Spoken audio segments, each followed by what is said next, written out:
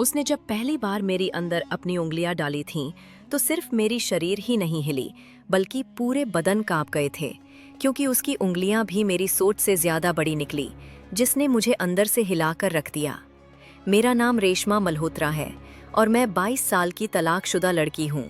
मैं लोनावला की एक हवेली में अकेली रहती हूँ, बाहर से अमीर, अंदर से सुनसान। मेरे पास सब कुछ था, लेकिन मेरी प्यास को बुझाने वाला कोई नहीं था।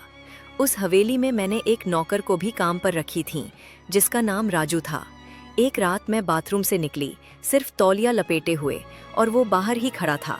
हम दोनों की निगाहें मिलीं और मेरी तौलिया ढीला हो गई। मैंने उसे अपने हाथों से पकड़ लिया। वो कुछ बोलने ही वाला था कि मैंने कहा, बंद कर दो दरवाज़ा, बाहर ठंडी हवा चल रही है।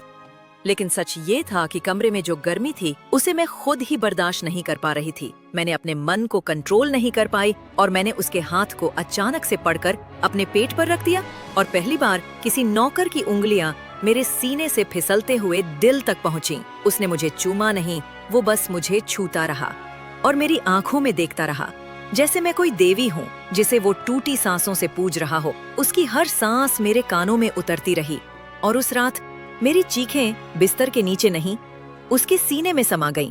वो मेरा नौकर था, हाँ, पर उसने मेरे जिस्म को नहीं, मेरी अधूरी नींदों को अपनाया था। हर रात जब वो मेरे पैरों के पास बैठकर तेल लगाता था, तो मेरा मन कहता था कि मैं उसे पकड़कर चिपक जाऊं, लेकिन मुझे डर लगता था। फिर एक दिन वो अचानक से चला गया, बिना कुछ कहे, सिर्फ मेरी ब्रा के अंदर एक छोटा सा कागज छोड़कर। उस पर लिखा था, मैं आपको मर्द की तरह छूता रहा, पर आप मुझे रूढ़ की तरह महसूस करती रहीं।